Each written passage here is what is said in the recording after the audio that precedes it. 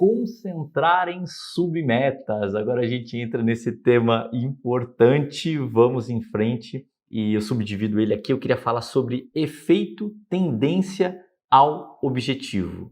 Alguns pesquisadores, né, eles fizeram um experimento com cartões de fidelidade de um café, né, uma cafeteria. Então é o seguinte, eles tinham os cartões, que eram estou chamando de cartões A e os cartões que eram B. Os cartões que eles usaram A era o seguinte, eles tinham 10 casas, né, e as 10 casas estavam em branco. Então a pessoa tomava lá um café, marcava um café, 2, 3, quer dizer, quando ela chegava lá em 10, ela ganhava lá o prêmio dela por ter essa fidelidade.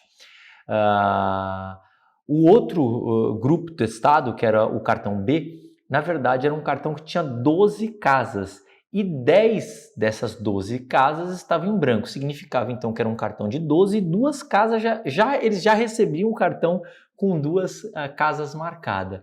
E as pessoas do cartão B preencheram bem mais depressa o cartão. Isso é chamado na ciência de efeito tendência ao objetivo. Ele foi estudado pela primeira vez em ratos, né, por Clark Hull, que descobriu que ratos corriam mais rápido em um labirinto à medida que eles chegavam no fim, mais perto da comida. As pessoas, elas aceleram seu comportamento à medida que chegam mais perto de um objetivo. E é por isso, né, nós estamos tratando isso dentro do concentrar submetas. Por quê? Porque quando você coloca submetas, você logo de cara você tem essa questão positiva, ou seja, você tem uma tendência a acelerar em cada uma dessas submetas para você chegar na sua meta. O segundo ponto que nós vamos entrar dentro aqui do concentrar em submetas é que tem que ser submetas execuíveis, né? Submetas que sejam possível atingir. Para ter o sentimento de controle tão fundamental para o desempenho, ao restringir o escopo do esforço e observar esses esforços produzirem o efeito pretendido, nós acumulamos, né, os recursos, o conhecimento e a confiança necessária para expandir e conquistar aos poucos uma área cada vez melhor. Então, é um cientista explicando como que acontece o efeito psicológico da conquista de cada uma dessas submetas, né? Submetas, elas devem ser, como eu acabei de citar, de dificuldade moderada, nem tão fáceis a ponto de você não se esforçar, e elas também não podem ser tão difíceis a ponto de você desistir. Lembre-se que justamente o papel da submeta, a submeta tem esse papel de ser moderada. Eventualmente você pode sim ter um grande objetivo que hoje ele esteja bastante distante, tá? Mas as submetas, na verdade, elas têm um outro conceito, é justamente um conceito que aproxima esse seu objetivo, porque você vai dividindo ele em pedaços. Um outro ponto é que as metas, então, precisam ser gradativas. Vou dar alguns exemplos pessoais, né? Então, assim, dentro da minha carreira, eu passei lá, como eu acho que já expliquei aqui para você, por auxiliar, né, que é justamente a pessoa que cuida do serviço mais braçal mesmo, a limpeza, né, descarregar caminhão, arrumar a seção e etc. Depois tinha a função de caixa, balconista, subgerente, gerente adjunto, gerente de loja, coordenador, supervisor, gerente de conta, gerente regional, diretor regional, depois diretor nacional. Então, são várias funções, né, que, por exemplo, quando eu estava na carreira corporativa dentro de empresas, eu acabei fazendo por um longo período da minha vida. Então, até que chegou um momento que eu entrei numa nova carreira, que é uma carreira de empreendedor, uma carreira tendo um produto online. E isso não mudou, eu tinha que tomar uma decisão. Eu quero vender 1 milhão. Vender 1 milhão era muito distante no primeiro dia que eu estava abrindo uma empresa. Mas vender o suficiente para dar lucro já era uma submeta muito mais fácil, mais gradativa de eu atingir. Então, por exemplo, era fora da realidade da época, né, eu virar um alto executivo, mas virar um balconista, né, eu virar um alto executivo era muito difícil, era fora da realidade quando eu era auxiliar, um caixa.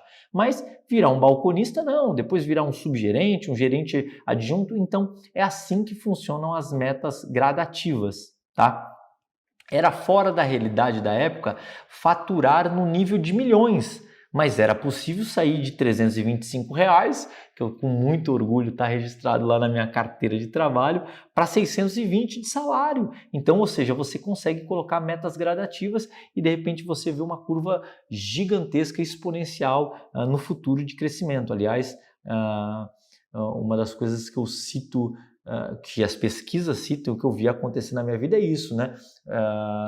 A curva da vida, ela não é ela não é linear, ela vai crescendo linear. Pelo contrário, ela tem uma curva em que em algum momento ela se acentua e de repente você se olha e fala, nossa, jamais que há casos, né, você se desenvolvendo, obviamente, usando as técnicas devidas, você olha para trás e fala, nossa, eu não imaginava que há 2 anos, se eu pudesse projetar 2 anos atrás, eu jamais me projetava onde eu estou. Eu estou muito maior, eu estou muito mais realizado e assim por diante. Um outro exemplo do fora da realidade eu não tenho como correr uma maratona se eu não estou treinando, mas correr 50 metros, para quem não faz nada, né?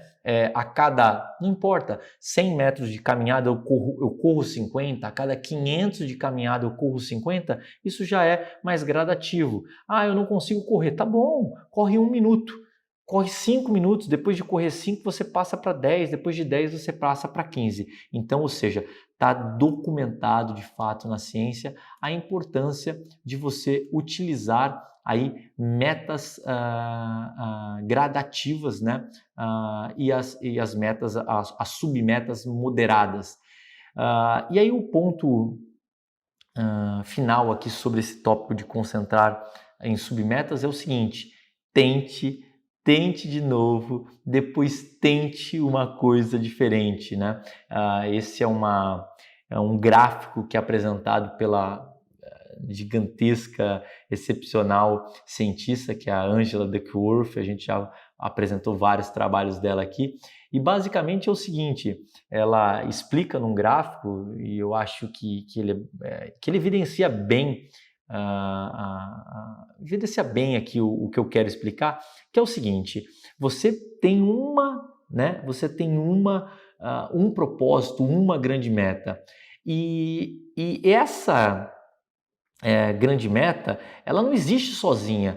Você precisa colocar submetas, né, para que você consiga gradativamente chegar naquele grande propósito.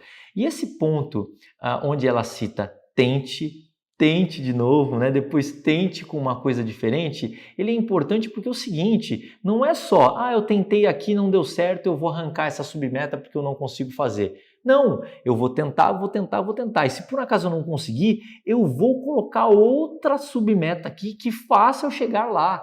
Ou seja, esse ponto, né, de você tentar, que é a da persistência, e tem o ponto de você tentar uma coisa diferente. Então, esse gráfico aqui exemplifica muito bem o que a ciência e o que eu estou tentando contextualizar sobre as submetas, além de ser um material, né, de uma das grandes e renomadas pesquisadoras, né, cientistas do momento. Então a gente acabou de finalizar o tópico, né, concentrar em submetas. A gente vai fazer uma pausa rápida e a gente volta indo para o próximo tópico, que é o relatório de progresso público, e isso na próxima aula.